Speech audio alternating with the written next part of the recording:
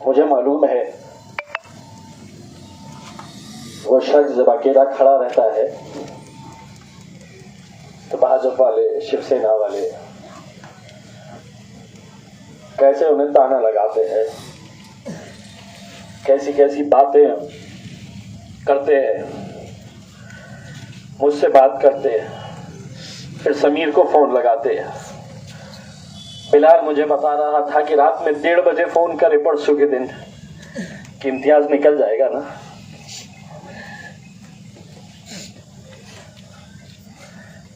मेरे जाने से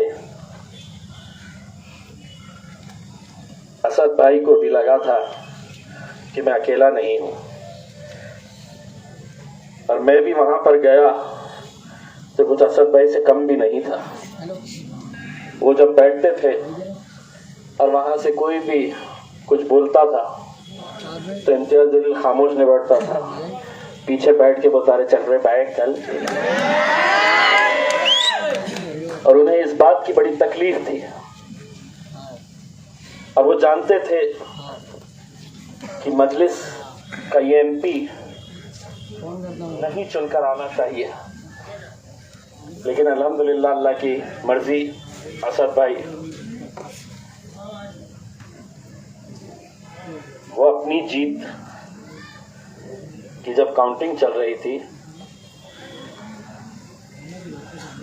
उन्होंने लगातार मुझे फोन कर रहे थे और मैं उनका फोन नहीं उठा रहा था। क्या बोलता कि नहीं साहब,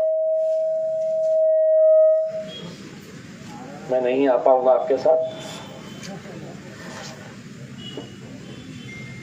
तुम्हारी बहुत जरूरत थी वहाँ पे। ये मुनाफिक बस अब मत रो, सब बस मत रो, अब रो मत बस।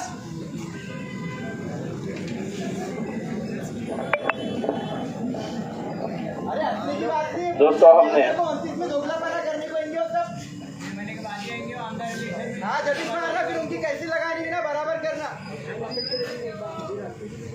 मलिदा गैंग आएंगी ना डबल। एक एमएलए है जिसका बेटा एमएलए के लिए खड़े रहना चाहता है। पहले अफसर खान को भागवत करार ने चलाया क्योंकि उसे लग रहा था कि टिकट उसे मिलेगा।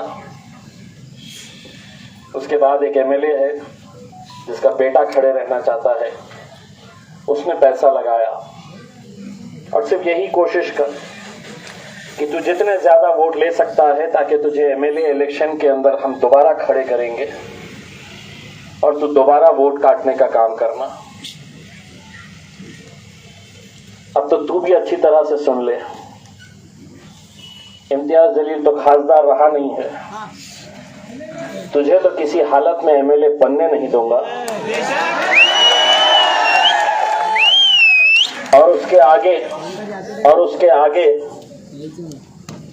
तो उतना गली का शेर बनता है ना, तो वहां पे अगर वक्त आया तो मेरा सबसे मजबूत सिपाही बेगमपुरे से लड़ाऊंगा इंशाल्लाह। तुझे तो अब कॉर्पोरेटर के लायक भी नहीं छोड़ूंगा। अब तो जामा मस्जिद के सामने दिखना।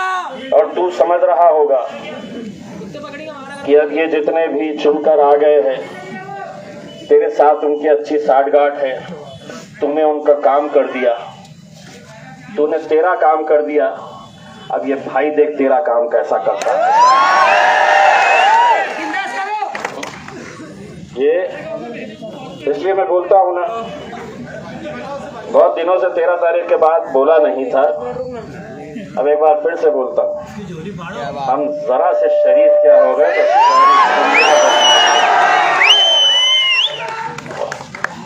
बस मेरे भाइयों, एक अल्लाह की जात पे यकीन रखना, अपना ईमान इतना पुख्ता रखना, ये सोच कर चलना कि यहाँ पर हमारी अगर शिकस्त हुई है तो इसमें भी कुछ अल्लाह की मसलहत होगी।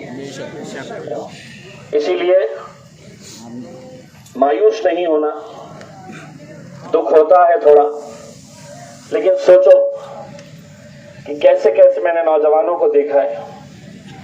एक लड़का मेरे पास आता और जब वो मेरे पास आता मुझे हाथ लगा के ऐसा हिलाता और मुझे कहता थरथराते हुए, इम्तियाज साहब हम निकल जाएंगे ना। और मुझे ऐसा लगता कि मैं उसको अगर यकीन नहीं दिलाऊंगा कि नहीं हम निकलने वाले हैं, बिल्कुल निकलने वाले हैं, तो डट कर फिर। तो मुझे ऐसा लगता था कि ये लड़के को कुछ हो जाएगा करके।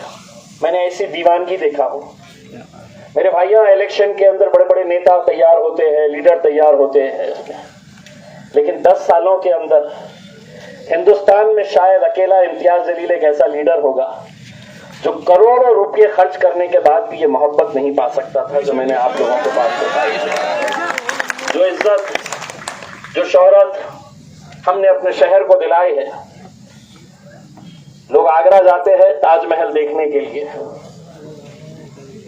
अब अगर आप कहीं जाते हैं और अगर आप किसी को कहते हैं कि मैं औरंगाबाद से आया हूं, तो वो ये नहीं कहता है कि वहां पे बीबी का मकबरा है, वो ये कहता है कि वहां पे इम्तियाज जलील है ना।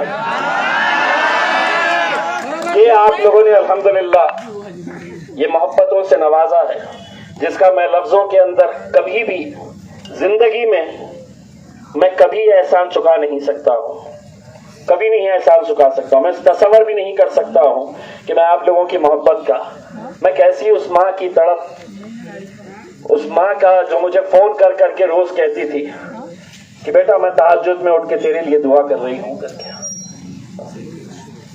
मैं कभी देखा नहीं हूं उन्हें, लेकिन फोन करके मुझसे कहती बस एक चीज जो दिल में खटकती है कि 2 इलेक्शन के वक्त मेरी खुद की मां मेरे साथ में थी।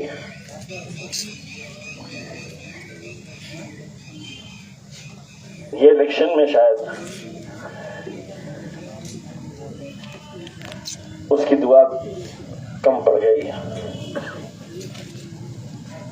लेकिन मुझे मालूम था कि बहुत सारी लाखों ऐसी माओं की दुआएं मेरे साथ में हैं। बस नौजवानों, हिम्मत नहीं हारना। इम्तियाज जलील जितनी ताकत के साथ यहां पर आया था, लड़ा था, आज भी अल्हम्दुलिल्लाह उतनी ही ताकत के साथ आपके साथ खड़े रहूंगा मैं इंशाअल्लाह, पूरी ताकत के साथ। और